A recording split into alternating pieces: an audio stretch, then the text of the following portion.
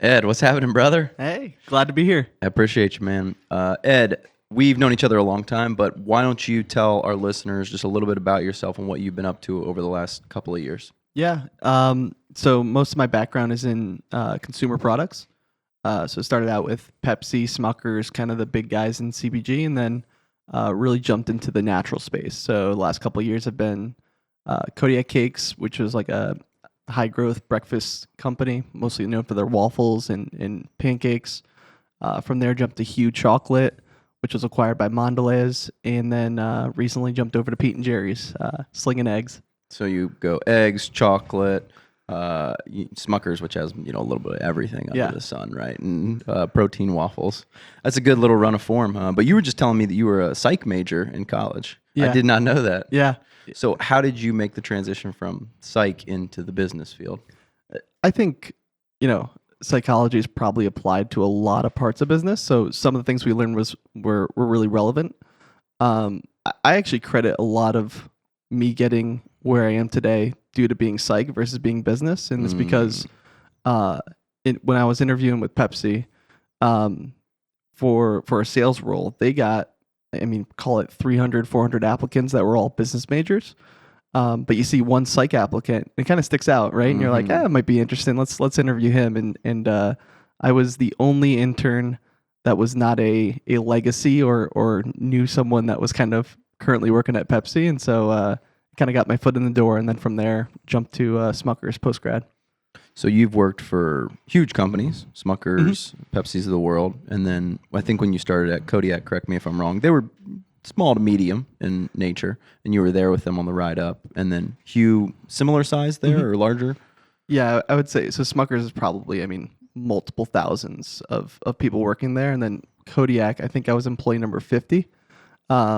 And that's a good, nice round number there. Yeah, and I think when I was there, we were doing something around call it 60 million, and by the time I left, we were doing maybe 150, 200 million in sales. All because of you, right? Yeah, I wish I could take the credit, but and Smuckers has thousands of brands. Oh yeah, at least hundreds of brands. Yeah. What are their big flagship? Well, Smuckers the Jam, right? Yeah, I think everyone jumps to Smuckers, but that's really one of their smaller brands. So they have Milk-Bone. They have Dunkin' Donuts, any packaged coffee or K-Cups you get is Smuckers, Folgers, Meow Mix. There's really a lot under their Crisco, under their banners. So yeah, that's wild. I can't imagine owning a food company like that, just the scale that something would have to be done at to make any sort of decision. When you're like, oh, we're going to change something for Crisco, it's like, it's going to affect a million different stores. Oh, yeah. Yeah. So as you're kind of graduating from the huge to maybe the smaller at Kodiak Cakes, how does your role change? And maybe talk about your role at Smuckers, and then I think you probably would agree you're starting to kind of come into your own in your career when you get to Kodiak, because then you have a little more autonomy. It's like I get to be a little more independent and make some decisions. I think the way I look at it is when you're at some of these big companies, you get very good at one task, right? Or 1 to 2 tasks. It's a very small niche that you become really, really specialized in. I would say when I came to Kodiak, I was pretty maybe not full of myself, but I definitely thought I was gonna come in and really shake things up. And what I learned the first month is I'm really good at this one segment of what it takes, but there's so many hats that I have to wear every day, right? You're not a salesperson. You're doing sales, you're doing analytics, you're doing marketing, you're doing so many different things when you're at a startup. And so it was definitely humbling to be like, okay, I'm good at one thing, but there's so much I need to learn still. And you haven't really said it yet, but almost all of what you've done for all of these companies has been focused on the grocery store side of the store side of things. So I'm sure you know a little bit about e-commerce and things like that, but you've always been kind of focused on, let me help brands get into stores, stay in stores, optimize their store presence, and have success through that side of the business. Yeah. So, I think it's interesting, even though I know you work with a lot of D2C brands and a lot of focused on the e-commerce side. In my experience, especially for developed brands, I'd say 95% of their sales are going through brick and mortar, right? And I know e-commerce is growing very fast, but still brick and mortar is kind of king when it comes to volume. And I think something, interesting and that I always bring up is even brands we see today that are so focused on D2C, right? You saw in the mattress industry, Casper and Purple and some of these brands really come out with, we're going to cut the middleman out. We're going to be just focused on, bringing it straight to the consumer. That works for a year or two, but then they see the scale that you can get with brick and mortar, and you saw Casper switch gears and go to a national launch at Target, and you saw Purple go to a national launch at Costco, and now they're in Macy's, they're in other stores, right? And so I think that there's so much opportunity in brick and mortar. And what I see too is, and this is where I think my age is really my advantage in my career is, I think a lot of people I work with are, call it 55 plus. It's a very old school industry. And there's so much room for disruption in the way that we really work and the way that we do things and the analytics we bring. And I think the industry in just the last 10 years has really made leaps and bounds to being less gut feel or, basing what you're bringing in 2,000 stores on what the product tastes like and more based on data, right? And actually saying, hey, this is going to bring in an incremental consumer to your category. Why do you think that is, that the retail space still is the dominant way that people get products? We're talking mostly about food items. Yeah. So that's maybe a little different from some other industries. I mean, I think quickly to like vitamins, but I'm sure probably vitamins also are extremely heavily purchased in stores as opposed to online. I see it more in like a niche product that it's like, I go to a place and I can't quite find what I want. I just go online and I search, vitamin D3 with K2, and it's boom, right away. You're like, here's 15 different items. But when you're walking through a store, you're like, I see like Nature's Bounty, but this isn't quite what I want, you know? So why do you think that is, that at least as far as right now, we're still being dominated by that retail world when everybody's like, e-commerce is the future? I think e-commerce is definitely dominant in certain segments, right? Like, so in my opinion, e-commerce really shined in electronics to start, right? That was like, go back to early 2000s. And that's really where, and I think it's because the dollar ring was so high for a lot of electronics that it made it feasible to ship, right? So that was the first hurdle, right? Usually and then electronics are relatively light also. You're buying a cell phone, it's $3 to ship that. It's not like shipping. We do some amount of RTDs. You got an RTD right there ready to drink. It's like impossible. No matter what, you have to sell 12 RTDs for like $45 to make any money. And it's like, people don't want to pay $45 for 12 drinks. Even though when you walk into a gas station, you're like $3.99, I don't know, whatever. It's like the same price, but when you're like $50 for this RTD, no way. And I think and I also think like for segments like RTD, it's a very high velocity segment in store. So that's where I think like, if I was an entrepreneur solely focused on money and I was starting a natural products brand, I'd really start with like a high velocity category like RTD. You pay some merchandisers to make sure it's always in stock, make sure you're putting up displays, and you can do, volume, not just a lot of volume, but a lot of volume fast, right? There's brands like Liquid Death, which I'm sure you've heard of, is one where everybody we do business with wants to be the next Liquid Death. I'm like, okay, good luck. Well, I think they had top tier execution, but they really started in 2019, and I would argue that they weren't even like really relevant until 2021.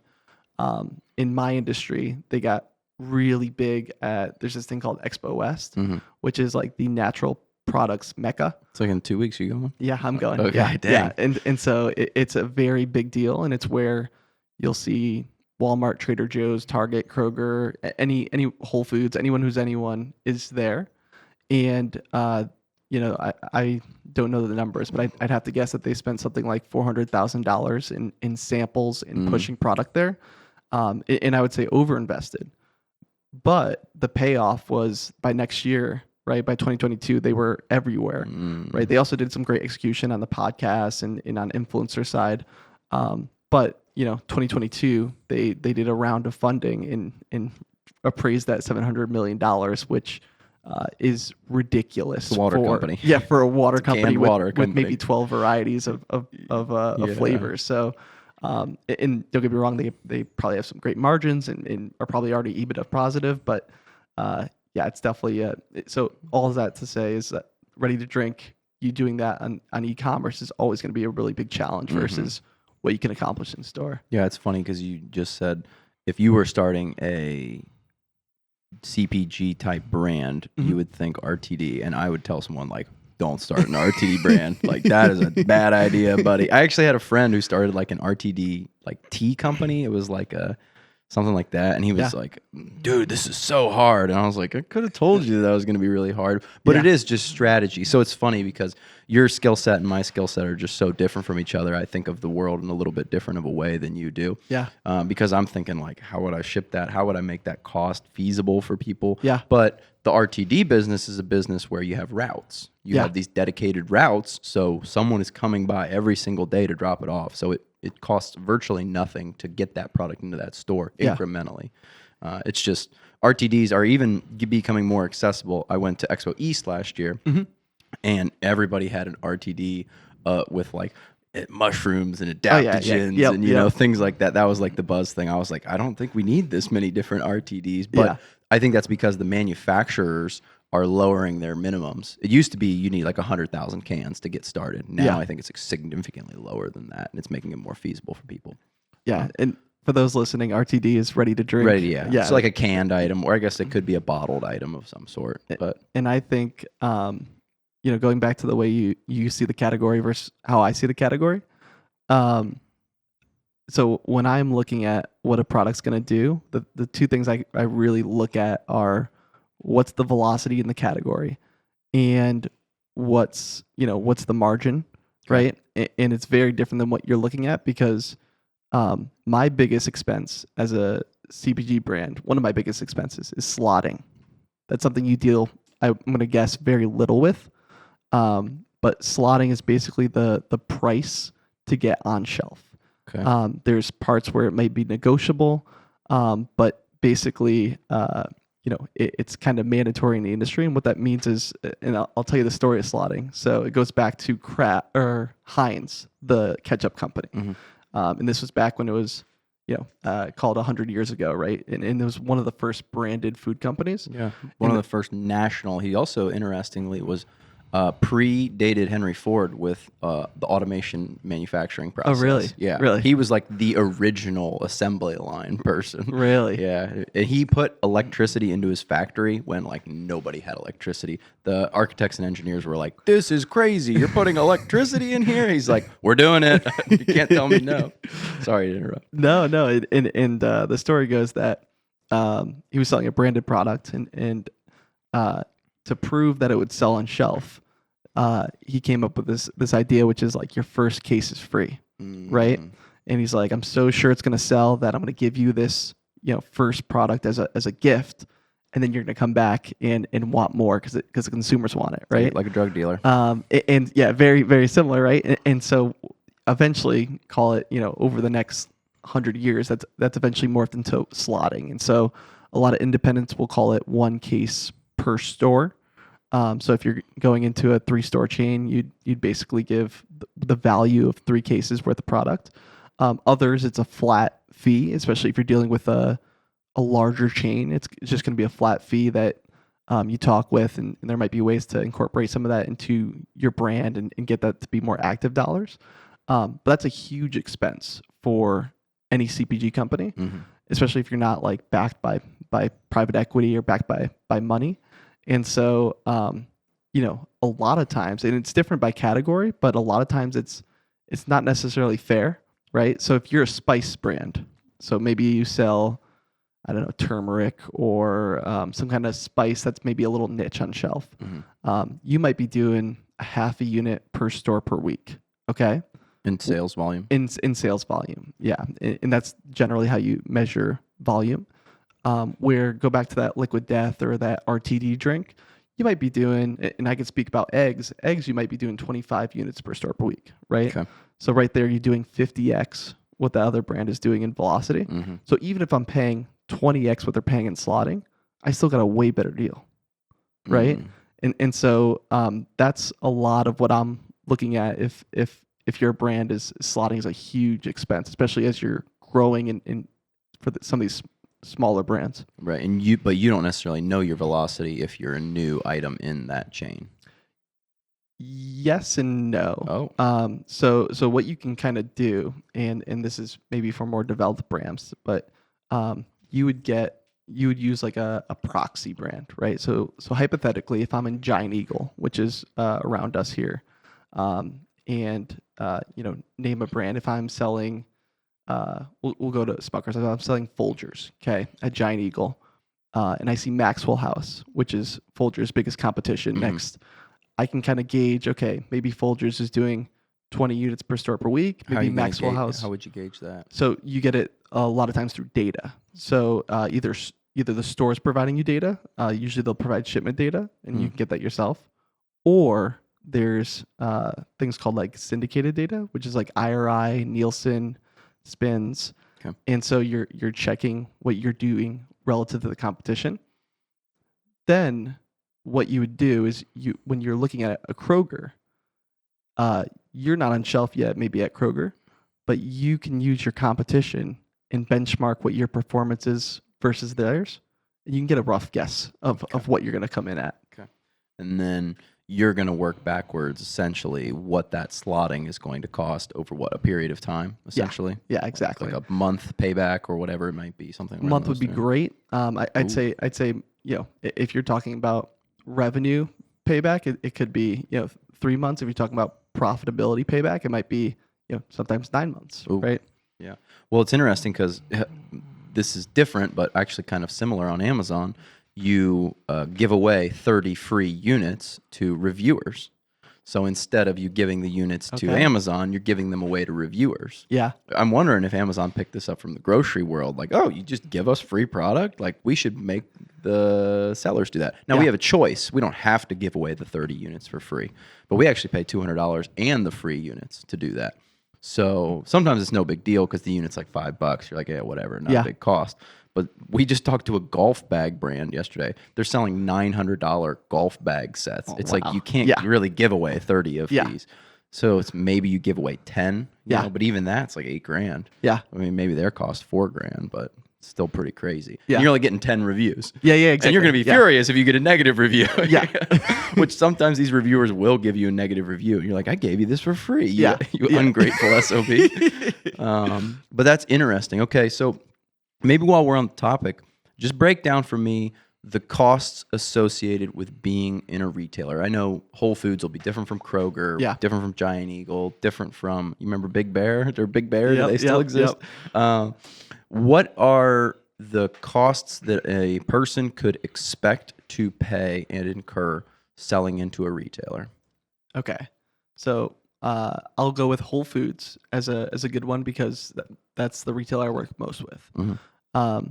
So Whole Foods, first thing to get set up a lot of times at Whole Foods is you're not going to ship directly to them. Okay. Like you're going to ship to a distributor. So you're going to ship to their preferred distributor. It's different by category, but generally Whole Foods goes with this one called Unify. Okay. Mm-hmm. So what you're going to have to do is set up at Unify. There's going to be some charges for warehouse charges for getting your product set up there. So you can anticipate, some flat fees there. In your proposal to Whole Foods, if you're thinking ahead, you should factor in that there's going to be some, out of date product, some expired product that happens in the process. There's going to be pallets that sometimes get left out or maybe damaged, right, in the process. And I would say, especially if you're a smaller brand, you have very little power against some of these distributors. They're very big. I think they do a good job, but it's not always a fair world, right? So I've heard some of those horror stories. Yeah, there's definitely a lot of them out there, and the bigger you are, the more you can push back, right? You can kind of, say if we were call it $50 million brand with Whole Foods, we could probably recruit Whole Foods to help us push back, right? But if you're got one SKU in one region of Whole Foods, right, the chance of you getting anyone to really look at your case is going to be abysmal. So what you should do is factor in, that you're going to lose some profit there, right? Okay, so it goes to Unify. From Unify, there's a markup. So you're going to have to factor that into the pricing you give the Whole Foods, that they're going to have, the markup can range anywhere from, on the low end, it could be high single digits. On the high end, I've seen some people get upwards of mid 20s markup for percentage. Okay. Which So means that's the price difference that UNFI is going to take when they sell to Whole Foods. Exactly. So if you're shipping them a product for $1, by the time Whole Foods gets it, if it's a 20% markup, it would be $1.20. Now, this may be a silly question, but why do I need to ship my product to UNFI and then to Whole Foods? Why would Whole Foods not just cut UNFI out of that mix and keep that revenue, ostensibly lower their cost, and more money goes to the direct seller of the product? Because a big reason is you're not going to ship to every single store, right, of Whole Foods, but Unify will, right? And so say if you're repping your buddy's tea brand, right, the ready-to-drink tea brand, even if they're in Whole Foods and they're doing well, they're not going to go through a pallet every week, right? It's just not going to happen. And so what Unify does is you ship them full pallets, right? And what they do is they will take apart all these pallets, and maybe they'll put your friend's tea drink, right, in a couple of cases at the bottom. Then they'll stack with, La Colombe coffee, and then they'll, and they'll basically build a pallet out that the store is actually going to use, right? So if you ship directly to the store a whole pallet, it's probably going to expire. It's going to get beat up in the back room, and you're not going to go through that product. And also, Whole Foods is in the business of selling product to the consumer. They're really not in the distributor business. They become necessarily good at it because that's where a lot of the product and a lot of the profit can be lost. But they're focused on satisfying their consumers, right? So they don't necessarily want to get really good at receiving shipments, right? They want to be really good at getting the consumer in the door. And probably for Whole Foods, they can turn around the time that they're holding inventory significantly through that. So they're thinking, we want to sell this in the next 5 days. Like produce, like I can't imagine what life is like trying to sell produce. Oh, yeah. Because you have 5 days. I mean, some items you might have days, like 2 days, 5 days, less than that. So that makes sense then that they're kind of exporting that risk over to UNFI. Like, hey, we'll buy it. If we don't sell it, then that's on us. But you got to get it to us ready. A lot of times, so going back to that relationship, a lot of times Whole Foods doesn't take ownership of it until it's in their hands, right? So UNFI takes ownership when they receive it, but it's not full ownership. And so say if the product sits there, say if Unify, and this could be any distributor, it's just kind of the model. Say if the distributor receives the product and due to life, your product stops selling on shelf, or maybe they lose track of it. DCs are big, right? And all of a sudden they'll reach out and maybe there's 2 weeks left of life on the product, and they say, hey, we can do a closeout push on this if you give us 50% off, but if not, we're going to be charging you back for what we bought this for, right? And that's why it's really important to work with your distributor partners and make sure that they're doing the best they can. But there's also a lot less risk, like you said, with Whole Foods, because they don't see any of that cost that of the DC level out of date product or beat up product or anything like that. Yeah, you just hit on something that's really important. We'll get back to all these costs associated with selling in retail here in a second, but if there's one thing that I have taken away strongly when I talk to people who do a lot of retail, is to be very, very thoughtful about that chargeback situation. Yeah. So John at Hydrant, I just drank a Hydrant. Yeah. He sat in that same exact seat, and I'm sure he laid it out that they had a sales rep that got them into Walmart and Meijer and Target and like these big box stores. They're like punching air. They're like, gosh, we made it. This is awesome. And Walmart said that they needed some huge amount of ready to go stock. They wanted, I don't know, like a million cases or something like that. So they produced 1 million cases, and then Walmart didn't sell through their 1 million cases. And then at the end of it, they're like, yeah, we're going to return 400,000 cases. And they're like, well, we have like 2 months of shelf life left of this product. What are we going to do? Walmart's like, well, it doesn't matter to us. Do whatever you want with it. It's your problem. It's not ours. Yeah, exactly. So he said that the sales rep that he had sort of knew that this was a possibility, but he pushed it anyways because he got the commission. Yeah. So that was always something that stuck into my mind whenever I talk to people in my naivete about retail. I say, just like, be very cautious about these enormous POs, because if it doesn't move, then you might be the one holding the bag at the end of it. Yeah, and it's definitely a tricky situation because if Walmart does need the 1 million cases and you can't provide them, there's very few things that will piss off a retailer more than them wanting the product and them having an empty shelf, right? You will unfortunately not be welcome back. Doesn't matter how great your products do in other places. It's a very small industry, right? So it's definitely a catch-22 where like you need to have, and that's why retailers like Grocery Outlet and some of these closeout ollies have done so well, is because they built a market where when you have short shelf life and you got 400,000 cases of hydrant, you can partner with some of these places and they'll push through some product. Then resellers buy it and they're on to Amazon. Yeah, It's exactly. all a Exactly, cycle, yeah. you know? Yep. So how would you caution someone to avoid that trap? You don't want to have too much. You want to have the right amount. You want to be in that Goldilocks zone.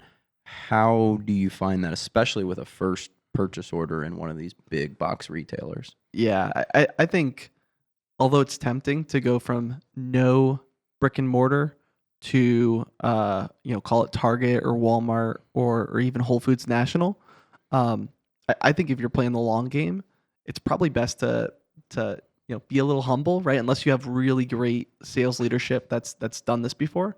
I'd probably advise, let's launch at a, call it, 100 store chain, really understand our product and really understand what we're doing, right? Before we take it further. And it's a little bit of a tough situation because if you're a really hip D2C product, a lot of your leverage is on the first to market launch, right? So I'm thinking of like, I got a lot of friends that work at Magic Spoon. It's this Yep. low sugar, high protein cereal company.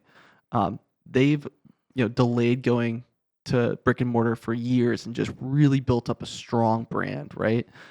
So when they wanted to go brick and mortar, they're able to do that with a lot of power, right? And so they launched eventually with Target, was their first launch partner, and were able to make a huge splash, right? They luckily had a team that has done this before. A lot of the members, I've worked with a couple at Hue and some other places, and so they had built up enough experience to weather this. But especially if you're bootstrapping your company, I'd advise take a nice humble chill pill and say, you know what, we don't need to go for gold first. And also there's also a lot of power to be taken the other way. So I think something that Kodiak Cakes did really well in my time there is Walmart, which is one of the biggest retailers in the industry. They were one of the last to launch Kodiak Cakes. Okay, and it's not from either side trying, right? But Kodiak Cakes had come to them in the past and said, we'd like to launch at this price and do this volume at these items. And my understanding of the story is that there was a disagreement on the strategy, right? Walmart maybe wanted to go a little bit lower than Kodiak was comfortable, even if they were compressing margin and whatnot. And Kodiak had the foresight to see that was going to maybe disrupt some of their other markets, right? And so they said, not now, right? And so they left and maybe circled back 3 years later. You could understand it's a very different conversation when you're a lot bigger. Maybe Walmart's losing share to Kroger, losing share to Target. They're seeing their consumers leave the pancake category and go to other places. And so does a retailer like Walmart really think about it like that? Oh, 100%. That's one of the main things that we're going in with is we're showing a lot of leakage trees, which basically shows, if you're Walmart, who are you losing consumers to? Maybe it's, in this category specifically, right? And you're able to show, okay, you're losing 4% of consumer dollars to Trader Joe's, maybe some to Aldi's, maybe some to Costco. And you can actually target a lot of times like what's causing some of that, right? Whether it's dollar based, you're too aggressive on price, you're not aggressive enough, right? Or whether it's assortment, which is a lot of what we deal with is selling basically on that and selling on incrementality. That's another thing that, I think a good way to put it, like Kodiak Cakes, a big thing we focused on was a lot of millennials and Gen Zs did not shop the pancake aisle. They would just skip it, Okay. right?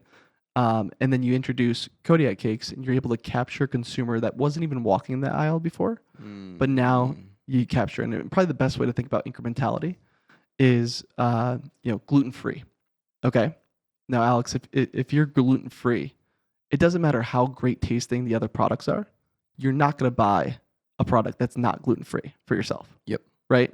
So when you add a gluten free product to the set, you are capturing a consumer that did not exist before, right? That was not shopping the category, and now you've got their dollars, right? And so that's what incrementality in the retail set. It's always what you're looking for because you're always looking to grow the set, right? Not just switch dollars from one brand to another. So that's one form of incrementality, and then another form is like if a consumer goes from buying buttermilk or Aunt Jemima to buying Kodiak. Kodiak's more expensive, right? So if they were buying it Aunt Jemima for $2.99, now they're buying Kodiak for $6.99. That's $4 that the retailers captured. Now, does the retailer care that much because is the margin necessarily better? They just want the total sale price to go up? Yeah, it's a little bit of both. So it depends on how the category manager is compensated or how their what their goals are as a retailer. But a lot of times, even if the margin is less, right? On a $7 product, if the margins call it 30%, right? That's what's that? $2.10 or something like that, right? And if it's on a $3 product, it's gonna be really tough to make $2.10 worth of profit, right? So always selling higher ring items is gonna be better for the retailer. And it's just better for the volume of the store. It's something that you're always kind of pushing. That's really interesting. So if you were going into Walmart with that Kodiak cakes, you would be saying to them, let's not let people go to Trader Joe's and buy our product. We want them to come to you, and we want to have people purchasing a more expensive pancake. That's why we're going to be valuable to you. I think when you think of Walmart, a lot of people think that they are stuck in the idea of what Walmart was 20 years ago. They have some of the sharpest people in the industry, and a lot of these retailers do, that they are thinking 3-4 years ahead, right? And I think if you go in any Walmart today, you'll see organic sections, right? That wasn't there 10 years ago. It's because they realized this is a huge growing factor. You'll see more natural products on shelf. You'll see, Hue chocolate, which is by any accounts very premium chocolate. They're nationwide at Walmart, right? Why? Because Walmart realized that they can trade up a consumer that's looking for a decadent option from a 99-cent Hershey bar to a $4 Hue bar. And maybe it's for Valentine's Day, maybe it's a gift for the wife, whatever it is, but they want to be a part of that. That's fascinating. Okay, so we got our slotting fees. Yep. We might have to donate a case to one store or a case to every single store that you go into. Yep. Then what are the costs that I'm going to look at after I've gotten into UNFI? And UNFI may charge, or other distributor, could be a variety of different ones. Then they're going to mark my product up. I'm probably going to have some cost to ship into UNFI, maybe some cost of doing business there. Yep. Now, am I going to make money when I get into UNFI or no? UNFI is just going to take my product more on consignment, essentially. Yeah, they usually have like pretty long payment terms. So it's in effect consignment? Yeah, well, you're going to... they will pay you as Whole Foods pulls it, but it's definitely not.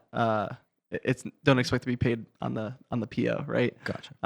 And so after that, the main cost will be the variable cost of what the promotional calendar you sold in. So no retailer that's putting an item on their shelf will accept an item and say, "Oh yeah, just put it on the shelf. We'll see how it does," right? Because that shelf is worth really valuable real estate in the store, right? They're putting the product, they're using their labor to put the product there.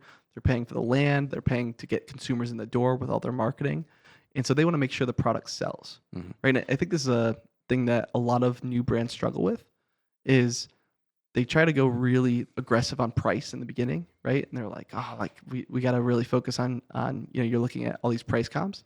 I would say most retailers, generally don't care about price as long as your product's selling. Okay. So they are much more focused on, because you could have a really razor sharp product that's really sharp on price that doesn't sell, it doesn't matter. It's going to get discontinued, right? But if you have a product, and I've had some products, back when I was at Hue, retailers were taking margin, and maybe you're going through a couple of distributors, $7.99 on shelf for a chocolate bar, right? But if it's leading the category, nobody cares, right? And so when you're selling in items anywhere, they'll ask you for a promotional plan. And you have to build this into your cost of the product.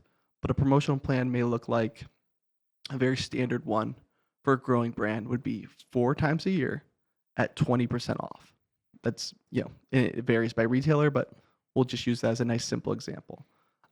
So you would have a variable cost where you deduct, price off of your product during that promo period. And then sometimes there's a fixed fee, right? So if you're going on TPR, temporary product or price reduction. Okay. Sale. Yeah. When you're going on sale, exactly. Or an ad, it may not be free to get that tag up. I got to pay to get paid less. God dang. Yeah, exactly. And so there's a lot of times flat costs with that. So after you build all that out, and you factor in any expired product at the retailer level, that's most of the cost of having a CPG product. And that's why a lot of brands, the gold standard is to shoot for at least a 40% margin. I was going to ask what margin you need to make this possible, because I lost a little bit of money at UNFI. I obviously lost money that I'm going to have to build back in on my slotting. So just maybe take me through like an example. I know we said a $1 item, but let's use $10 because I don't know what $1 item we got. I'm going to get it at $10 to UNFI. Right, okay. But UNFI is not really buying it. They are, but they aren't. Right, they're basically paying us when Whole Foods takes it off their hands. Am I kind of fair to say that essentially? Okay, so they're sort of a pass-through payment player, right? Then UNFI, let's say, marks it up to what, $11, $12? Is that fair? Yeah, depending on who you're distributing it to, 10% markup, 20% markup. Okay, we'll say $11. Okay, then what do you reckon Whole Foods is going to sell that product at? So it varies by retailer. I would say industry average is 35% markup. Okay, so what, $3.50 above like my $10-11, something like that? Yeah. Oh, yeah, somewhere like in that that. radius. So call it like let's $15.99. Yeah, $15.99, something like that. And then my margin is whatever I manufactured the product at less where I started at UNFI. So if I manufactured for $7 after I deduct all those fees associated with it, I might make $2, $3, something like that. Yeah. Okay, interesting. So that's why you need that big 40% margin head right there off the top. Definitely. Now, how do brands compete when they know right off the bat, ooh, I'm going to be more expensive than everybody? Like, how do you think about that? Because we deal with that a lot in Amazon, where people are like, we want to be the cheapest in the category. And I'm like, okay, don't do business with us, because, it's just the economies of scale. You have another hand in the pot, essentially. If you want to manage this yourself and you manufacture the product yourself, like maybe you can be one of the cheaper ones, but you're still going to make like 7% margin. And if it's that's the game you want to play, like go ahead. We don't play that game. Yeah. Like we have margin because we want to stay in business. Yeah. How do you think about that? Because we usually aren't the low cost leader and we still do well. But on the grocery side, I imagine, you're looking right at 2 items, one's $7.99, one is $9.99. How do you kind of think about that as far as a grocery person? If I'm starting a brand, and even the brands I work for, I would say I've always been, outside of Smucker's, usually pushing the envelope of what's the most expensive brand in the category, right? So if you go on shelf today in Kodiak cakes, in the pancake aisle, usually Kodiak cakes is the most expensive pancake on shelf, right? You're using better ingredients, you're using protein in the product, it's going to bring price up. Hue, I would say, 98% of retailers in the country, they are the most expensive chocolate bar you're going to find on shelf. I think there's a lot of power that comes with being the premium player, right? I think a lot of brands are, like I said before, so quick to discount, so quick to try to bring their price down. But remember what we said before about incrementality and switching. If you're we'll say in the pancake category, and Aunt Jemima's, go back to $2.99, right? And you come out with this pancake process and you're able to get it down to $1.99, right? that means every time a consumer leaves Aunt Jemima to your brand, the store's losing 33% dollars that they would have got through the cash register. They actually don't want that. Yeah. Right? That's bad for the category. That's bad for the store's revenue numbers when they post it next quarter or whatnot. And so I think there's a lot of dollars doing the opposite, which is bringing more dollars to the category, right? You have to have a great product. That's like the caveat, right? Is you're not going to get a consumer to pay $9.99 for a product that's more expensive than everything else and bad. Or you get it right? once and they never come back. Yeah, right? and that's a quick way to kind of have some short-term success that then fizzles out, right? You see that a lot with, like, I'll say fads that get on shelf, but I think there's a lot of power if you can crack the code of being a premium brand that's unapologetically premium, right? That's proud of what they're doing. That's where a lot of value comes from, and that's like, in my set right now, I work in the egg set. We are sometimes 2 times, 3 times more expensive than caged eggs, and unapologetic for it, because we're not going to compete with caged eggs because it's a totally different process. That's really interesting. In that can work on Amazon, but Amazon's algorithm will fundamentally prioritize the low-priced item. Okay, interesting. Not necessarily like the lowest priced product is going to be the first thing that pops up. Yeah. But if you're 50% higher than a good solution that has like 1,000 reviews, Yeah. it's going to be a lot harder to compete. Yeah. And people will have to scroll down to the bottom of the page to find you, or maybe even go to like page 2, which does happen. There's a lot of people, but it does help to be at least similarly priced to the other products in your category on Amazon, just because you need to get to the top of, or near the top of the algorithm. Yeah. And if you're buried in the bottom of the algorithm, even if every single person that clicks it buys your product, it's difficult. Yeah. I think it's true to a degree in grocery, right? You can't go in with a $20 product when the category's at $7, right? There's definitely give and take to it.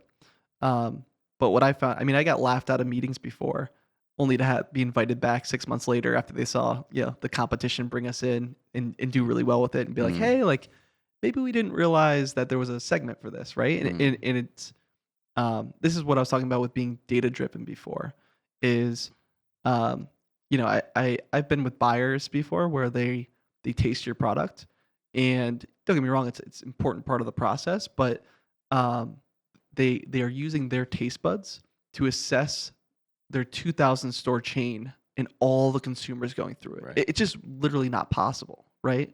Whereas if you're using data, and a lot of data we bring is who our consumer is, right? We're able to locate if they're rural or urban. We're able to locate if they're affluent, if they're lower income, how big is their family.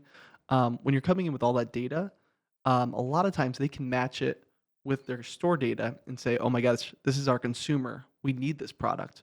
Or on the other hand, they can say, say if you're I'll say a little bit of a store that over indexes with maybe like boomers or with Gen X, and you're trying to capture like the millennial consumer, you may want to prioritize that in the products you're looking to put on your shelf, right? And so that's where a lot of value can be brought to is, hey, you said in your last shareholder meeting that you want to focus on Gen Z. This product's number 1 on Amazon. It's over indexing with Gen Z, particularly in this area, right? This is why you should carry it. And a lot of times that's the data you need to get in the store, even if it is more expensive, right? The consumer demographics are really important. Okay, so we know approximately how the price is going to work.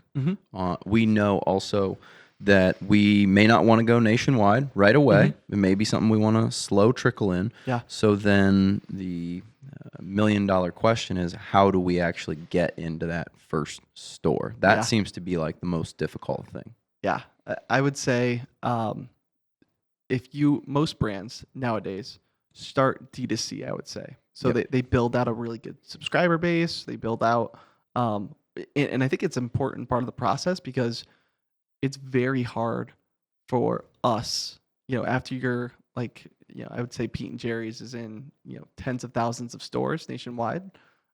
It's very hard for us, yeah, we're an egg company, so it's different, but to change the graphics on our product or to change the branding altogether, because you're going to lose a lot of consumers, right, immediately because they're not going to find your product on shelf.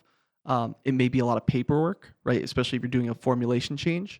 I've gone through product changes where I changed the product by an ounce, and because of that, it doesn't reach shelf because it got tied up because the weights didn't match up to what they were expecting, right? So I think the D2C process is really important for getting many iterations of your product and try to reformulate and build the best product possible, right? And also understand who your consumer is, build up a little bit of an audience, right? Then when you're ready, right, you make the jump. And where I would really start, and this is just my thought, is I'd probably go with a local retailer, right? So if you're in where we are right now, you might shoot for Kroger. You're not going to shoot for Kroger nationwide. We're in Ohio. For those listening, you're not going to shoot for Kroger nationwide. You may shoot for Kroger just in the Ohio region, right? So just the stores in this region. You might shoot for Giant Eagle. You might shoot for Meijer. It's not going to make a lot of sense for you to shoot for Winco in the Pac Northwest, because it's going to be a little bit far. When the consumer flips the package and sees it's from Columbus, Ohio, it's going to mean nothing to them. Doesn't resonate. Where if they do that here, you're going to get a consumer that goes, oh my gosh, I might know who works at this company, or it's cool that's from here, right? So I would start local, and also your shipping costs are going to be a lot less if you're shipping from kind of the area, which is going to be very big on profitability. How do you get a meeting with the buyer? Is that like the big question? Generally, it's a cat and mouse game.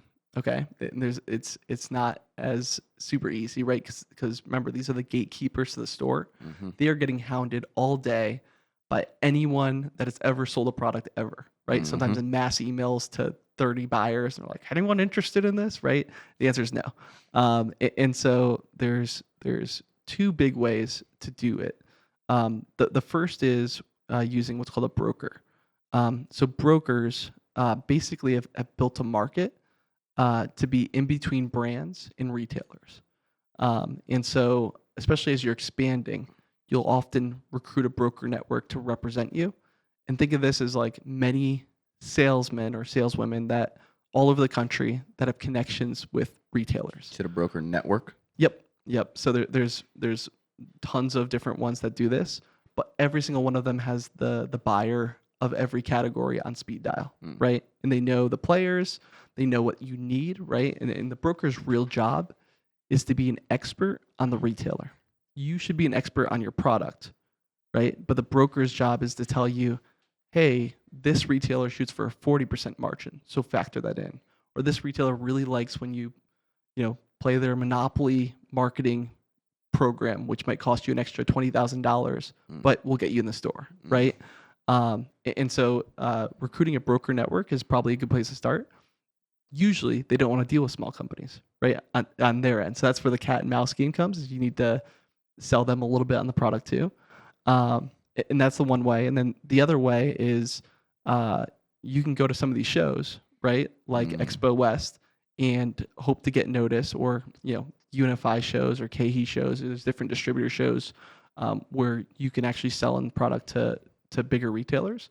I would say that's more of a risk, right? Because some of these shows, I would say for Expo West, most brands are spending $150,000 to $200,000 when you factor in the cost of the booth, shipping. You're sending your employees out there, all the samples, Bunch of samples. The hotels, Plus you can't take customers anything. out. You don't take anything home. You just give everything. You got to give it all away. That's like always at these shows. The last day, Yep. I'm sure you saw this at East. You see like people with totes and like 4 bags in their hand trying to get as many free samples as they can. There was a guy at a tortilla booth, and he was like, you guys just take some stuff. Take like 10 of these. And I was like, I can't take tortillas with me home on the flight. Like, I don't know what I'm going to do with that, man. Like, this is your burden. I'm sorry, not mine. That's awesome. I would say the last day of the shows is always like that. And like, there's kind of like unspoken stuff in like the industry, which is like, we walk around, and also I'll grab stuff. Like I grabbed some stuff for my wife that she wanted. And it's like, you want to maximize the value you're bringing back. You might be flying, so you'd be like, okay, I'm gonna hit like beef jerky up because that's like expensive, right? Maybe hit some premium chocolate, like different things where you're like, this could be a good thing for your buck. You don't want to get tortillas as much as maybe you love them. You're like, this is gonna take up a lot of room. Yeah, yeah, that's funny. But obviously, costs associated with shows, with like you said, the risk. But what about a broker? How much is the broker going to make, and how long does that commission go on? Does it go on throughout the life of the duration of you being in that store, or is there a cap out period? How does that work? Yeah, so generally when you're bigger, it's a percentage. And the bigger you are, the lower the percentage generally, right? Because they feel more confident you'll actually get into the store and actually do some volume there. Yeah, and they might already be receiving checks, right? So if you've grown, say if you're my broker, I've grown the business from 500,000 to $1 million, right? If I held your commission the same, you'd be getting twice the pay. Mm-hmm. So I might, come to you and say, hey, like you've done a great job, but like we're not going to give you twice the pay we did last year. So maybe we're going to take, you negotiate and knock it down by 20% or something like that. What if the broker says, no way, dude? Then what? Then usually they're off the business. So in the broker contract, but I'm already in, right? So didn't I get no? So I would say if you're signing a contract where it's the lifelong agreement, you've done something wrong.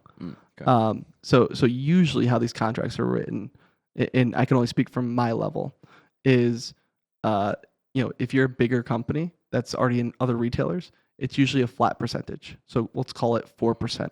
Okay, and that's 4% on the net sales that you've sent the retailer out the door of the final retailer, out the door of the Whole Foods. Yes. Okay. Not out the door of the Whole Foods, but you sent to Unify for Whole Foods. Okay. So that's the 4% you're giving them of that, right? And you should factor that in if you've sold it that way, right? When we're talking about all the stuff before. A lot of fees. Got to be very smart when you're doing this because there's a lot of fees and costs. Clearly. Yeah, and if you're a smaller retailer. Smaller vendor, usually they won't even accept a percentage, right? Because I'm going to introduce you to my buyer, and maybe your product sells $5,000 a year, right? If I get 4% of that, it's like not even worth me answering your email, right? So a lot of times they'll have a retainer, and that's like a 6-month payment to actually be worth working with, and eventually you scale into a percentage. What could that retainer look like? $5,000? It could be $5,000 for the first 6 months, depending on what you're doing. Some companies, especially on the natural side, there's some companies that will, not everyone wants to do this, but they'll negotiate with a percentage of your company, right? So if you want the broker to have a real piece of the action, right, good and bad, right, because you're giving away ownership of your company, but you got a sales team of 50 people now that all have connections to buyers that their leadership's telling them, hey, you should push this product, even though it's not anywhere yet. It's going to be big. It's a good way to really, be everywhere pretty quick. Mm-hmm. And that relationship also happens at retailers. Sometimes retailers, if you're wanting to really, a lot of retailers will have incubator programs. And that's another way to get in is, a lot of these times these incubator programs will, they'll cut you a check and maybe put you on shelf in exchange for a percentage of your company, right? And it might be worth doing, especially if this has been really popular with Whole Foods, which Whole Foods is viewed as a very sexy retailer. Are there any like notable ones out there that this has happened to that are like publicly made known or not necessarily? Like brands? Yeah. One of our competition, Vital Farms, has done this with, I believe, Whole Foods and some others. And so. But then wouldn't Kroger be like, I don't want to carry you. You're a Whole Foods company. I think retailers will carry you if you sell, right? And so you have the hardest part is really getting the story that, hey, we're selling, right? And don't get me wrong, it's hard to just sell in general, right. But once you have a retailer that's willing to take a chance on you, because they are taking a chance on you, right? You have not proven yourself in the surrounding market, right? So sometimes you need to really spice up the deal, and sometimes giving a percentage of your company, you might get some special treatment, right? You may be the first one to be put on display. Now better, right? Gosh dang. You might be one that their leadership's thinking about ways to really highlight your product in store, educate the consumer on your product. Mm-hmm. And so there's a lot of benefits. As much as you want to defend your equity, there's a lot of benefits that can happen to sharing in some of the wealth. And so it's a decision every founder has to make, but there's definitely times where it makes sense. Do a lot of different retailers do that equity piece, or is it only a couple of them out there? I'd say it was nowhere 10 years ago. Mm. And now you're seeing Smart. Albertsons just spun off one of their Albertsons Safeway. There's a lot of retailers that are starting to get in on it. I would say in 10 years, you can expect it to be bigger than it is today. It's actually funny because that's something that we talked about at our company doing. Oh, yeah? is Sort of investing in these small brands. Now, we would probably kick them some cash up front. Yeah. But we would say, we'll kick you some cash. That'll be our buy-in. Mm-hmm. We'll be your Amazon partner. We'll manage all of that. We'll be your distribution partner. We'll manage all of your logistics associated with getting product to customer, or if you're in your Kroger, your Walmart, your any of those, we can do your 3PL for that. And Yeah. we're going to get paid for that. Yeah. We're not going to do that for free. We're going to still get paid. And then we can get you in front of the people at Costco next. We Yeah. can't guarantee you anything. We can get you in front of them. And then we could potentially handle the distribution for your other channels, like your TikTok shop or things like that. Yeah. So basically, just add you and equals business kind of thing. That was sort of the idea. And we're kind of kicking it around. How would this actually work? Yeah. But it would help us. One, I think it would help us, keep brands for a longer lifetime. We have a long customer value with our brand partners. But two, it might be able to backdoor us into some Amazon business that we wouldn't get before. If I hang a $50,000 check in front of you, like, hey, we're interested in buying into your company. Yeah. You might be like, well, that $50,000 would be nice, you know? And then, well, hey, part of it is we're your Amazon partner. Yeah. So it's just something we're kicking around, but maybe it sounds like I need to take a page from the retail and grocery store model. Yeah. I would say, and on your end, even though they're giving up some equity, it might not work for every customer. Certainly. But there's definitely ones where they're sitting on a great brand.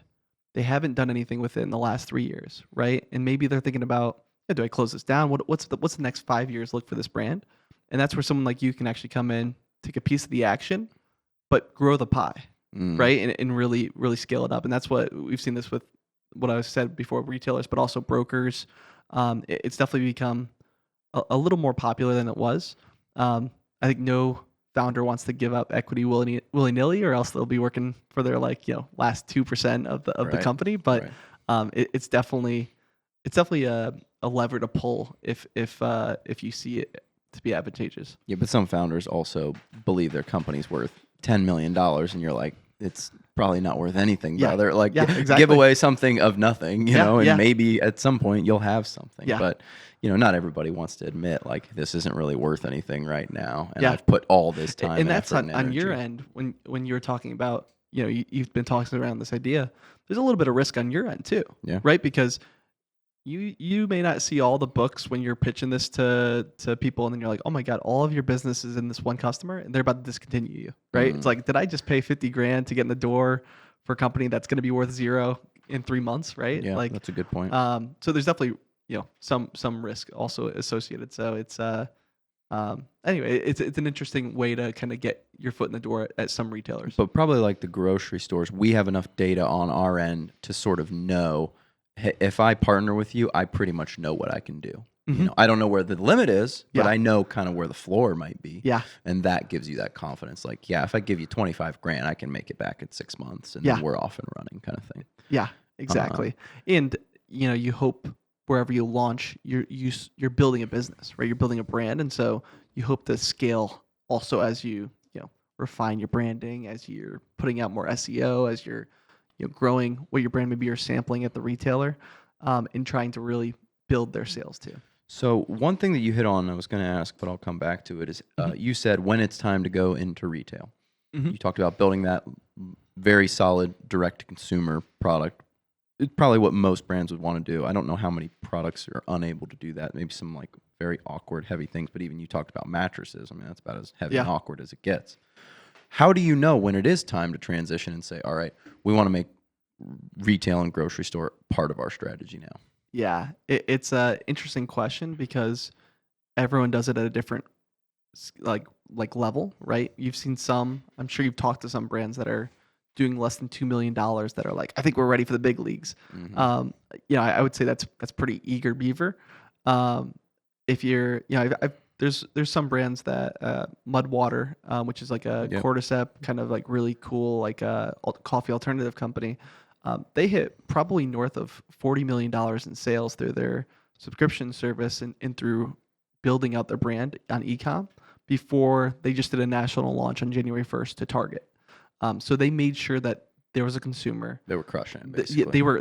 they were really crushing it, and that goes back to the longer you wait, the more influence you have and power you have to say, and I'm sure you work with some brands where, if they're the number one brand in that segment on Amazon, like everyone, retailers take note of that, right? And they're Mhm. they're looking at, how do we do something where it's, and a lot of times a retailer will want exclusivity, which is like 90 days where the product's on just their shelf, and that will like, uh, there's a lot of those situations where retailers gets really interested.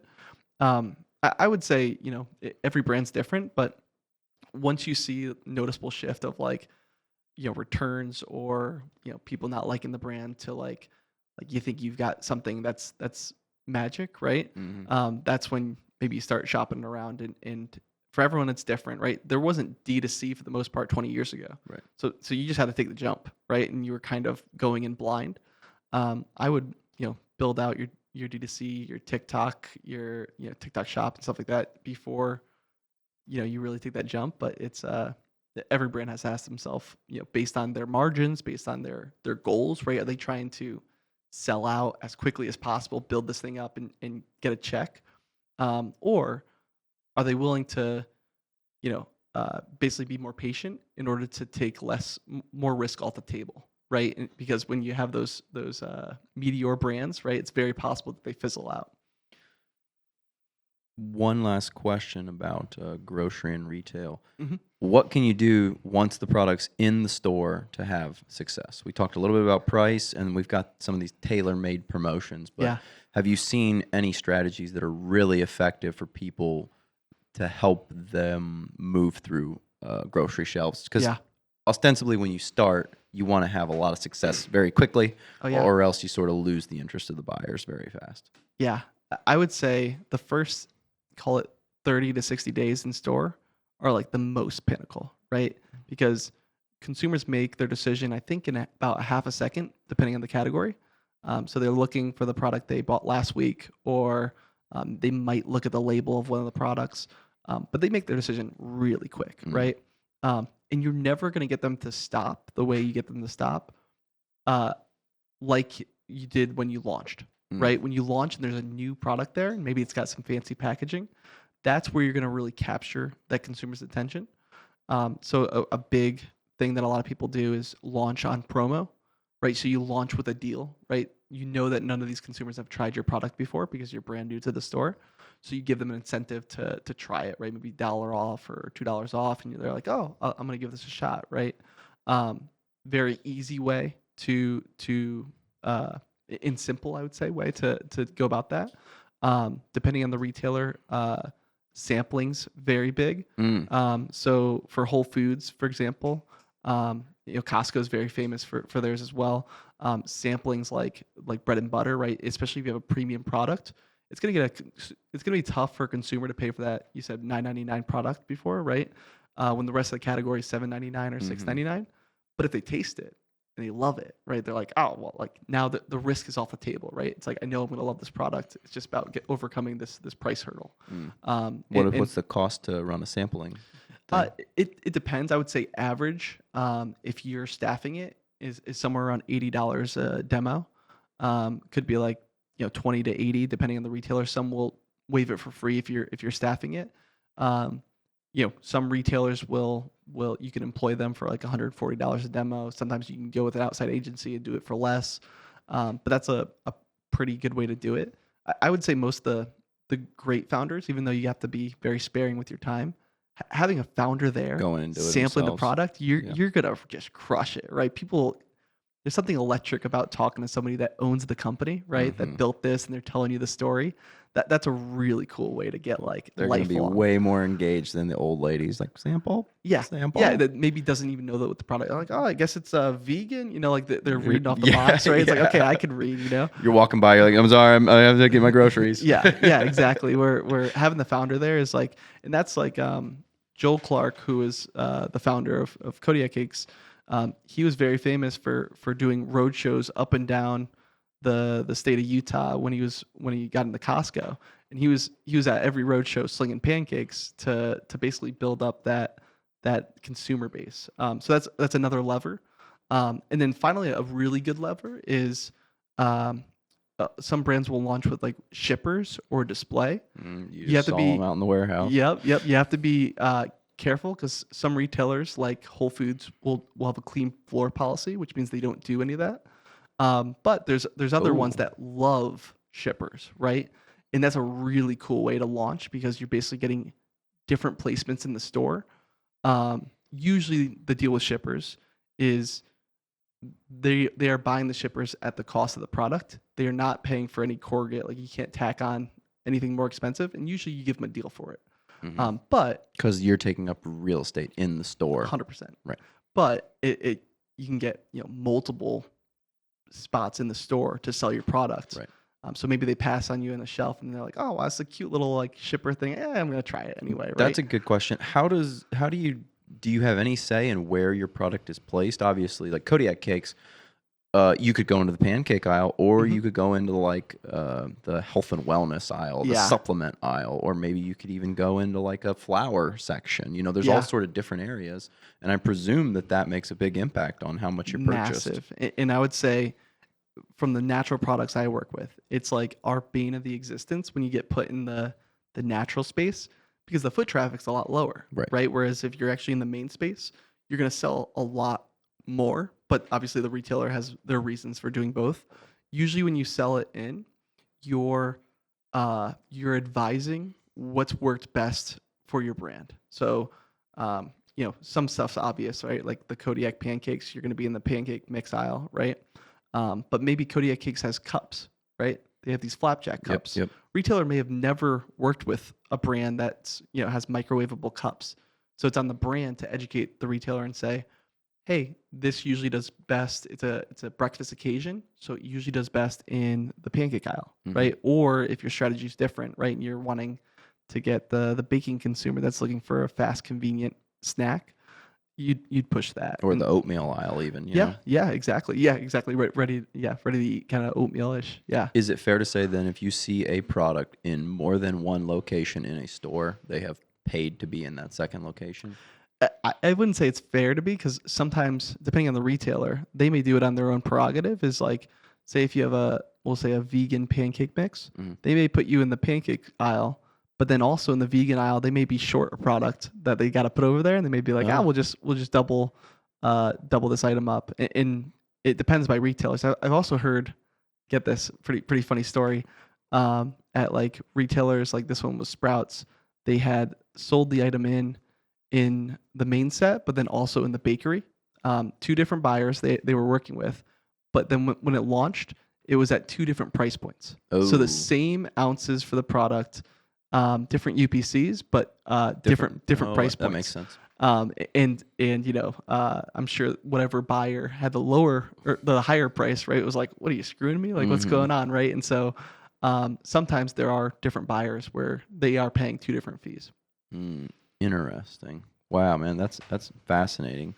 Do you want to transition and talk about eggs, man? Because you probably learned more about the farming and egg world in the last year and change at your current company than most people will ever learn in their whole life. So the company you're at, is it fair to say they're a premium egg? Yes. Yeah. So when I walk into the egg aisle, what's the difference between my $1.99 egg and my $8.99 dozen egg? Like, how do those differ? And then maybe just want to touch on the terms associated with the egg industry, but they stretch over like a lot of them, right? Like you Yeah. grass-fed beef. It's like, well, what does that even mean? Yeah. You know, I know there's a lot of nuance to these things. Yeah, I would say there's definitely a lot of confusion, and it's not just on the consumer level. We talk with buyers that have been over this category for years that are still learning, right? And so I would say probably 95% of consumers today don't know what free range means, don't actually understand what cage free means, right?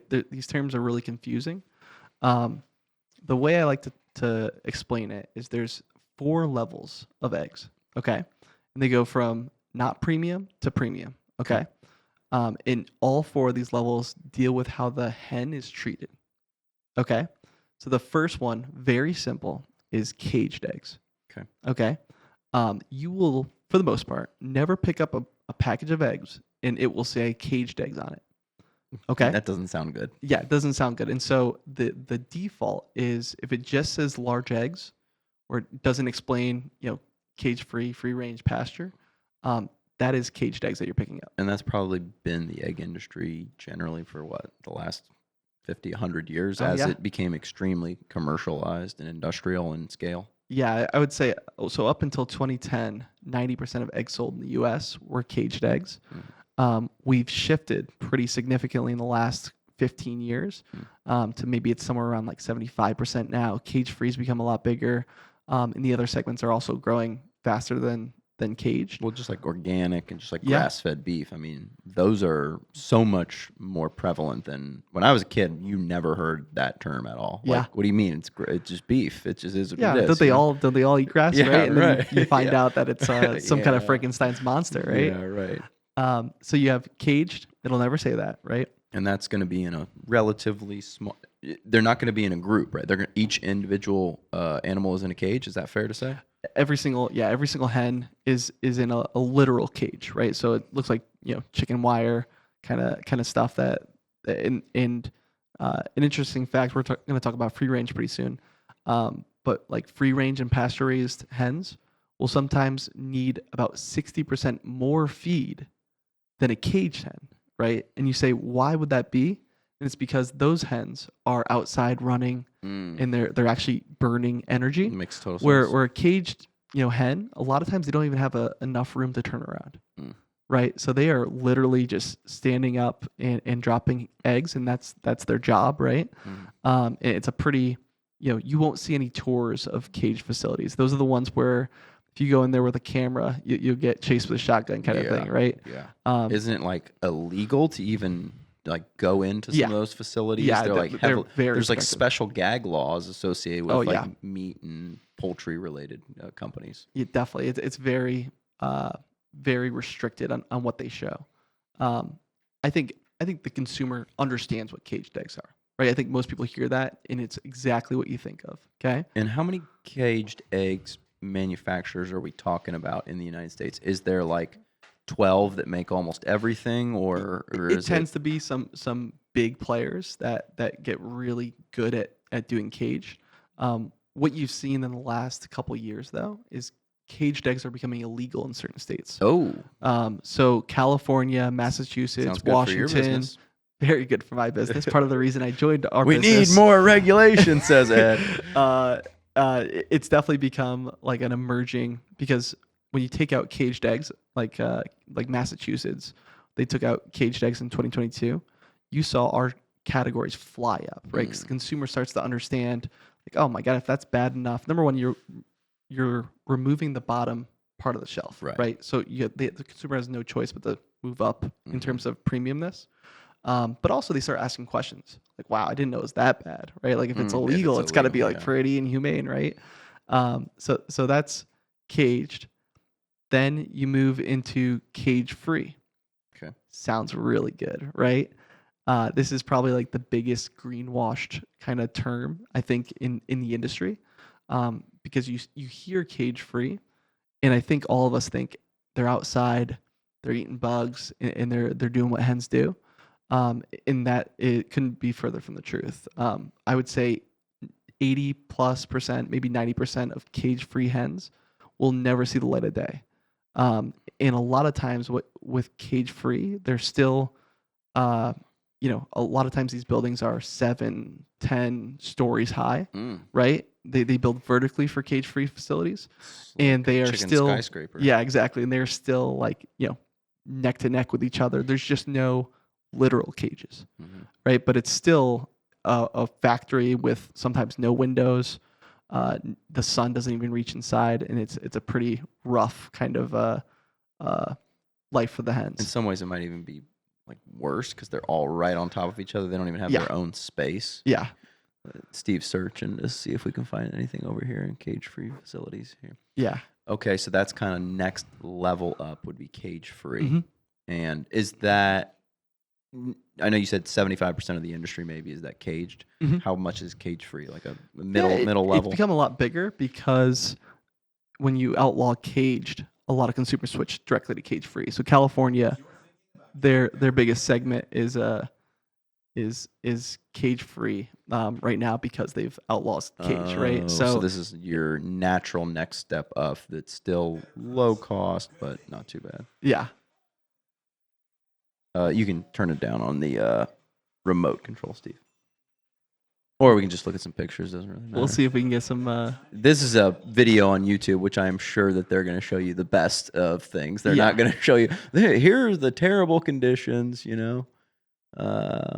Yeah, maybe just skip in a little bit. If anyone's just listening, we're kind of looking at a tour of a farm here. Yeah, I mean, oh, wow, yeah. There's a lot of chickens. I mean, And- they're definitely right on. And if they're showing this off, it means that better. it's the best of the best, Yes, right? most definitely. So this is interesting. It's almost kind of like, I hate to say it, but it's kind of like a prison where there's like a middle walkway, and then on every level, there's like sort of your sides and left and right. Yeah. Wow, this is pretty. I mean, look at those hens interesting. are like basically in the dark. They're not getting sunlight. Yeah. They're not getting really what they need. There's under fluorescent lights and kind of, and there is a kind of middle ground where they'll call it cage free plus, where sometimes they let them Cage-free outside. plus. But Wow.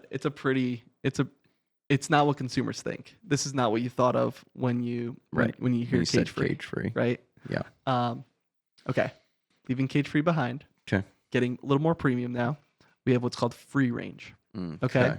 And free range means that they need to have outdoor access, and they need to get at least 2 square feet per hen, which basically means the hens need space to all be outside if Now, they want to be. quick question: where are these terms coming from? Who's governing these terms? Mhm. Are these all just made up, or is there a cage-free society out there that's checking on this?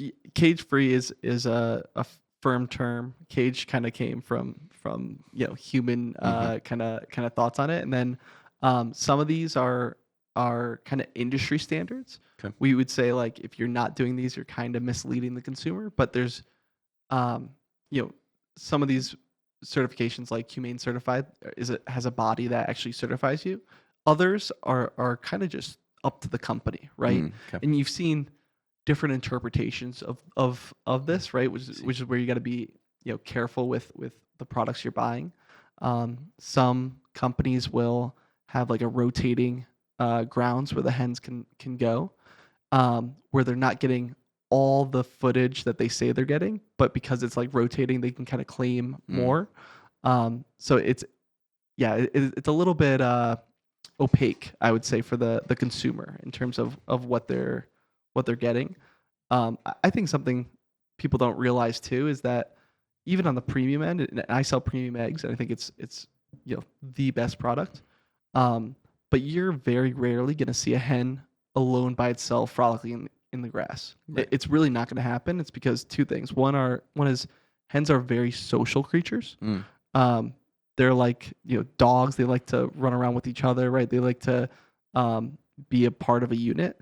And part of that, the other reason, part of that is biological, and it's because the hen's number one predator for our farms comes from above. Yeah. Right. It's eagles, vultures, different kind of animals coming down. Strength in numbers. Yeah, exactly. They're not gonna attack a big group, but they will pick off one little hen that's frolicked too far. And so the brave hens unfortunately are the ones that get eaten, kind of thing. So when you go to some of these farms, you'll see a lot of them underneath trees, right? Because they like shade because it's protection from above. And a lot of our farmers are dealing with birds. They are dealing with coyotes in the area, right? It's kind of it's a farm, right? It's these things happen. And so going back to our classifications, you have free range, which means every hen's getting outside at least 2 square feet. And then the last 3 years, there's been this emergence of kind of a super premium segment, which we call pasture raised. And that's 108 square feet per hen. So that's like an enormous jump. Yeah, it's from a 2 to 108. It's a massive jump, right? In these, you necessarily have to have a ton of space in order to do this, right? You can't have the numbers that you have on some of these cage farms, right? 4 million hens in an area, and still have access to so much space, right? And so pasture raised is really that next segment that's emerging. It's because the consumer wants their hens to be able to walk as far as they want to walk. Now, does that farm do other crops? Are these hens a unique part of the total picture of the farm? I would say it varies by farmer, right? The farmers we partner with, they own the farm, right? So we help them secure feed at a good price and different things. But a lot of them choose to have cows and do some dairy, some meat, right? Some will do like honey farming, and there'll be different things. You can, as a farmer, if you have a certain assortment of animals, you can kind of get certified as like regenerative, right? And kind of different kind of ways to make your eggs even more premium. So there's sometimes that incentive out there, or tax breaks. Yeah. Did you, by chance, catch this podcast with the gentleman from White Oak Pastures on the Joe Rogan Experience? He's been on twice now, actually. Pull that one up real fast. Amazing podcast. You'd love that, but he's a regenerative farmer. Okay. So his farm has become, it's called White Oak Pastures. You'll find him.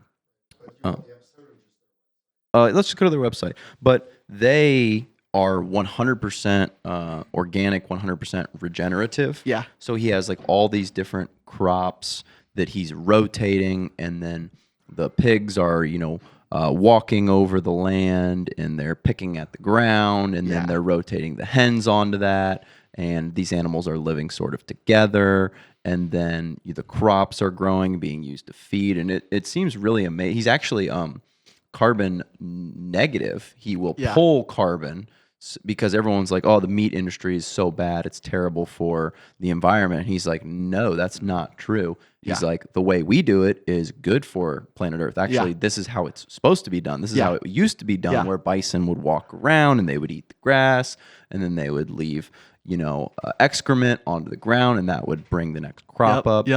So I think that's really interesting, and I think that's where probably things are going. But the question would be, how scalable is that, right?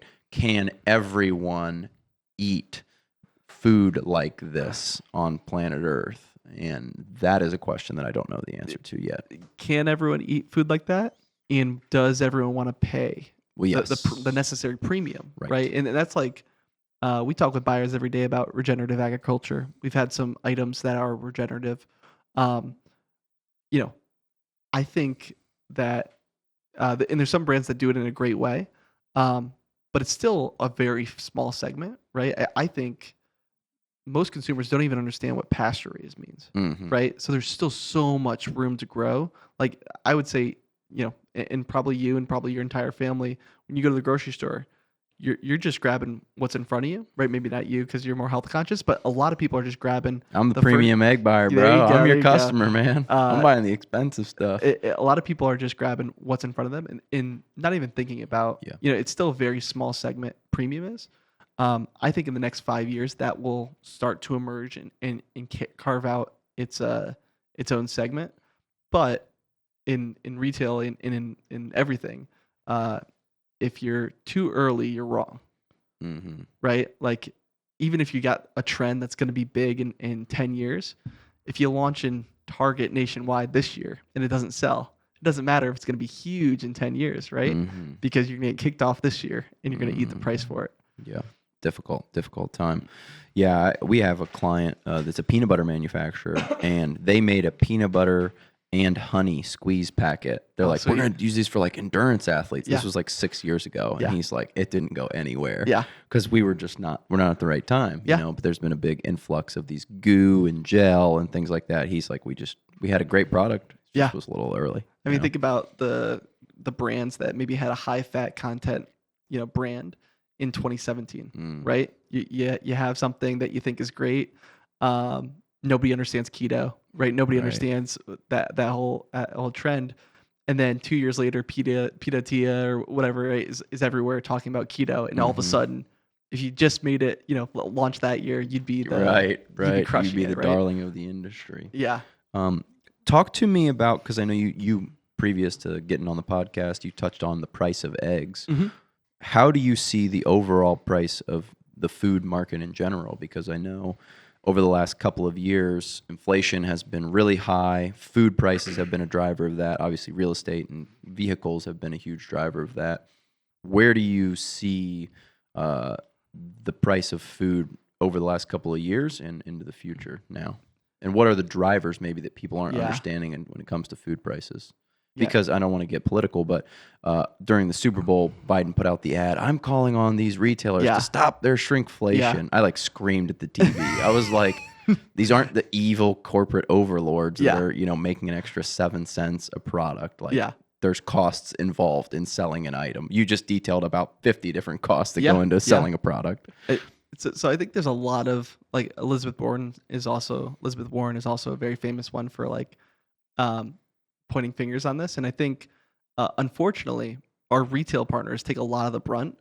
I can tell you, retailers are not swimming in the dough. They run the tightest margins that you can potentially imagine, and it's they have probably a lot of product they lose. We just talked about the bananas. Exactly. Gosh, how many bananas probably half the bananas get thrown away. But also think about Walmart, right? The cost of their labor has gone up. Not from we're probably paying $8 an hour in 2019. I was just in a Kroger yesterday, and it was $16.30 was the price that starting in Ohio. Yeah. Right, which means in California they're probably offering north of $20 for general employees. Right, that's like really tough to have your entire labor go up by 2x. Right. Well, that's not a 2% inflation rate. You know, everyone's like, well, we're trying to get inflation to 2%, and I know you're a fan of Bitcoin. Michael Saylor, he was like, this house sold in 1913 for $100,000. Right now, it's worth $75 million. You can't get from A to B doing 2% inflation. It's 100%. So it's hard to get from $8 to $16 doing 2% inflation. It's going to take way longer than it took. It went really fast, and that's difficult to deal with. And there's just only really one thing you can do. Unfortunately, and that's pass that to the consumer. Yeah. I think a lot of the initial thoughts were on like the supply chain. Like you had the consumer not buying anything to buying everything, especially as like COVID checks were coming out, right? But I think something that gets lost is like grain in 2022 versus 2020 was up something like 80%. Like it was vertical, and a lot of that was driven by Ukraine, Russia are two of the biggest exporters of grain. And people don't think of grain impacting products like eggs. But our number one cost in eggs, the number one cost, more than land, more than shipping the eggs, is feed. The number one cost. And so when your number one costs go up by a huge factor, that impacts everything, right? And so there's definitely a lot more of this. And going back to the items that were targeted, right? I think Oreos was one of them. Oreo use grain, right? It's wheat, right? And so that's another one that, like, of course they've experienced some price increases along the way. Do I think big companies are just immaculate beings that don't ever seize an opportunity for profit? No.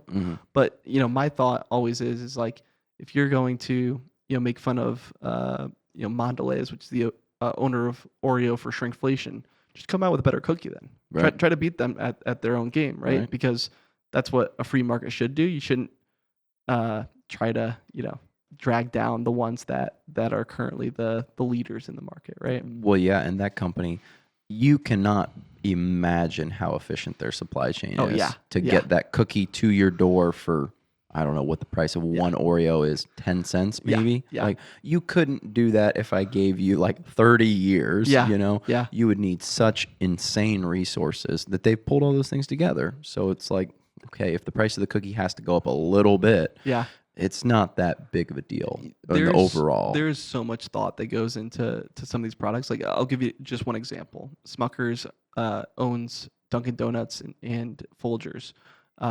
We had people on the ground in Vietnam when I was working there because they were tracking the market, and they were, by being on the ground in Vietnam, they'd be able to be the first to know agricultural patterns, rain, and be able to buy futures on the coffee market to stabilize the price quicker than anyone else. That's how much detail there is in this. It's not like they're buying off market and kind of shooting from the hip on a price.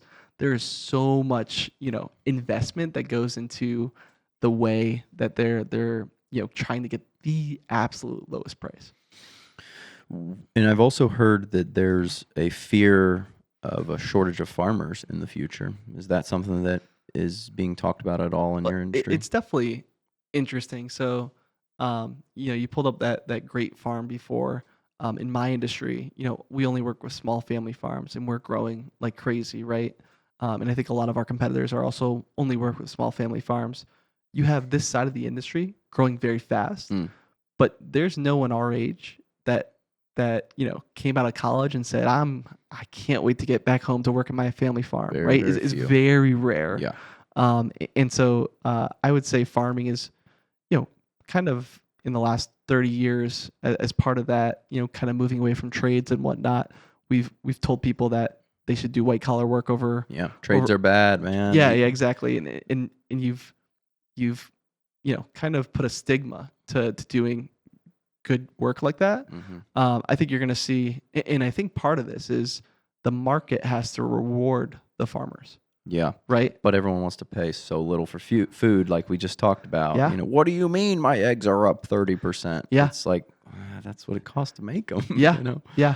And it's not, and that's where the poop's going to hit the fan of like, you say you want small family farms. You say you want organic, right?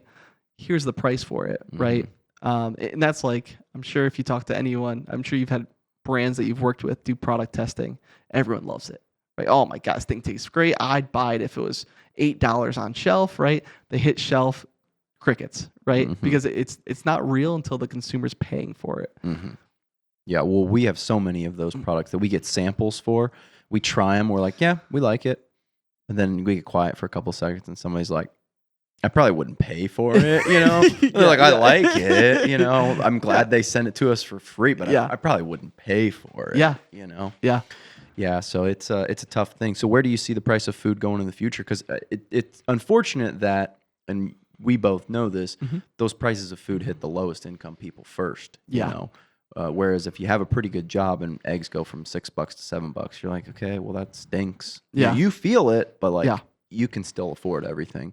Whereas the lower income folks, like that's a big concern that they can't afford that move in. And also, like you said, that regulation, I kind of have mixed feelings on that because it's like now you just I'm very anti-regulation. You took in the general. $3 eggs off the market, and Yeah. now there's only the $6 eggs. Yeah. So now someone who used to be able to afford eggs might be like, I can't even afford eggs any longer. So I definitely understand that side. I'll play the devil's advocate, which is you build up the other parts of the business though to better scale. Like when you take away caged eggs, and so hopefully cage free comes down in those areas because they've built up, better scale and better efficiency. But agree that I personally don't think legislating our way out of this is the way that you're going to solve these problems, right? Do I think I'll start with eggs. Eggs were the meme of late 2022, early 2023. I'm not sure if everyone remembers like people, joking online about I'm an egg reseller and I'm buying this house for $500,000 or whatever, like the HGTV homes. Yeah. Everyone was talking about the price of eggs, and as they should have. It's because 2022, the industry lost 44 million hens due to avian influenza, and that has a huge impact. For reference, there's about as many hens as there are people in the U.S. Okay. So there's about like 360 million hens, 330 So million. losing Um, 45 million. you're is losing, yeah, That's a chunk. yeah, exactly. It's a massive chunk, and same as today in the last 3 months. So we had 2023 was very low price of eggs, generally throughout the year. You had eggs drop to 99 cents in some area, and it was, it was manufacturers selling below their cost. Just get rid of them. So literally, a lot of these costs are upfront, right? Like the farm, and they just needed to get rid of costs. And this happened before in the industry in 2016. 2015 was a very bad avian influenza year. 2016, there's records of people literally digging holes and throwing eggs in them because there was such a glut of eggs in the market, right? What caused that? When you have a bad year before, what causes that? Everyone just scales up to try to recover? Or? So you have, and it happened a little bit this year. So you have 2020, like end of 2022, you have eggs have gone from Urner-Berry Egg Index, which is a very geeky way that the market tracks eggs, have gone from, call it $1.50 a dozen to $5 a dozen. Whoa. Okay. If you're a maker of that eggs, your profit didn't 3x, right? Your profit maybe 20x, right? Because on $1.50, maybe you're making 10 cents maybe your cost is $1.40, so you're making 10 cents a carton. You go from 10 cents a dozen eggs, right, to $5. Now you're making $3.60 a carton, right? Your profit 36x, right? And so everyone and their brother was wanting to sell as many eggs as they could at that $5 price. And this is a good market, an efficient capitalist market, right? Everyone rushes to put down more farms. And because of that, the shortage disappears and then you have a glut, right? You shoot it the other way. Unlike a lot of markets, there's a little bit of a delay in our industry because you gotta grow the it chicken. takes 9 months to lay down a farm and get the hen to reliably lay large eggs. So you're making decisions 9 months ahead on information you have today. So we had that happen in the industry. You had a glut, just like you did in the past in 2023. People started trailing back, but then in November and December this year, we lost another 15 million hens, which, if we're using that U.S. population again, that's about the population of Ohio, right? So you just lost, a good chunk of hens again in the last 3 months. We're expecting, and prices already risen by, I think, 180% since October. And it's going to continue to rise for the next couple months. And a lot of this spread is, for those that want to geek out, it's all based on migration patterns. So when wild birds, migrate south for winter, which is what we just had, they spread avian influenza. That's right. And then starting, they're pooping into that free range area, right? And then another bird is picking up that. That's exactly it. Virus, or is it bacteria virus? Yeah, it's that's spot on. And basically, what we're about to experience is the other way, right? Spring migration, where March and April are really big months for avian influenza. If you start seeing news reports of, some of these farms that got hit, there was one in Ohio for, I think, 1.5 million hens. Yeah. If you start seeing those, I would go to your local supermarket. Stock up on your eggs. Maybe hoard eggs. Can you freeze an egg? Can you freeze an egg? You can crack it into. We saw some silliness happen. It's really funny because we told retailers, and this was partly our fault. We told retailers, we advise you limit, 2 cartons per consumer, because people were hoarding, right? What you actually had happen when we said, put up 2 per consumer, is actually velocities went through the roof. Everyone got there too. Because everyone sees that sign and they're like, oh my God, is there a shortage? I'm going to buy 2. I wasn't going to buy eggs here, but funny. I'll buy 2. And so we actually saw it added insult to injury. And that's the same thing with all those egg memes, is like when the consumer sees that, they go, oh man, I haven't bought eggs in a while. I'm going to get eggs just before there's a shortage. On the mind. And so we saw, not only do you have a shortage, but then you see velocities go through the roof because of consumer panic. Same thing with toilet paper back in 2020, right? Yeah. Well, Ed, man, we covered a bunch of stuff. Is there anything else you want to talk about with the grocery world, the egg world? I know you've been through some unique industries, chocolate and things like that. But we could definitely chop this up again, man. This has been a lot of fun. Yeah, it's been a lot of fun. I would just say I'm a really big geek for like acquisitions in the industry. I just find it really interesting when like Smucker's just acquired Hostess brands. Hostess, a very old school brand, right? Cupcake and these different Twinkies, right? Yeah. For $5 billion, right? With a B, right? I'm not going to tell you my thoughts on the acquisition because it's definitely a questionable one, but they bought it because, and it's just how the market changes. Is in 2021, everyone was paying a premium for scale. They wanted brands that were growing revenue top line as fast as possible. Okay. That's when Hue was acquired. They had an 11x multiple off of their revenue. Whoa. Wait, what? Yeah, one of the highest in the industry since like 2015. For reference, we just had Emmett on, so everyone who's a listener will know that it's mostly based on the profit you have on Yes. each year. Then they'll take a multiple, but that multiple is like, if you're doing not that great, maybe like 3. If you're doing pretty well, like 6. Yes. So 11x revenue is like bonkers. Bonkers. Yeah. I think they had 33 million in revenue in the latest 52 weeks, and they sold for 330 million or something of the sort. That's 360. wild. Yeah, it's all public knowledge, so I can say it. But so 2021 was all about what's your revenue, how fast are you growing, right? The market, as interest rates rose, just did the nastiest shift, right? So fast, and I think so many people got caught off sides, and that's why you saw a lot of bankruptcies in the last year and a half, even in our space. And now you're seeing brands like Hostess. I would say by any means not a sexy brand. I think if you asked somebody, are you eating more cupcakes and Twinkies today than you did 10 years ago? You would probably say less today, right? But they were purchased for $5 billion. And it's because of that bottom line, right? That EBITDA is what everyone is looking at. We'll see if, 2024 is an election year. Usually election years, the interest rates get cut. We'll see if that changes. But right now, the industry's laser focused on EBITDA. Yeah, I've seen the same thing where in the 19s and 20s and probably like 2020 when everyone stayed home, the VCs got really excited about these Amazon aggregators. Yeah. And they were all just like, buy, grow. Doesn't matter if you're making money, throw money at the problem, because interest rates were insanely low, you know? Like dang near money was free, dang near zero, exactly. So like doesn't matter, we can borrow and that doesn't cost us anything. Yeah. And then now a couple of years later, which I think is a more realistic place to be where we are now, like maybe minus a point or two.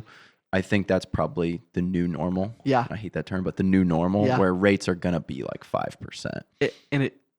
Unpopular opinion, it should cost capital I agree, to for sure. borrow money, right? Well, when it doesn't, then you create a boom bust cycle is exactly what happens. This guy, you'd love this guy, Morgan Housel. There was this economist who wanted to stop recessions from ever happening. And there was actually a group of economists that were trying to stop. They're like, we can't do these recessions anymore. They just hurt people. And this other economist is like, you can't do that. You don't want to do that. And they're like, what? Why? And he's like, well, think about it. If a stock never went down, it was guaranteed you can't go below the threshold that it's at right now. Amazon's at 170. If I told you Amazon is not legally allowed to go below 170, well, then what would you do? You would sell everything that you own to buy Amazon, and it would push the price of Amazon to 300 when it's really not worth 300. It's worth like 180, 185, maybe. And then what would happen? You would effectually have a crash back down to 170. You would have created the conditions that you were trying to avoid by that. And it's the same thing with interest rates, I think. It's sort of a different conversation. And I do think that the fluctuation of interest rate, number one, I'm very anti-Federal Reserve, controversial. You and me, but I do think that, that same situation you talked about still happens even with the minor fluctuations that we've seen in interest rate. It's because you have a lot of destroyed capital and kind of wasted effort. And I'll give you a personal example.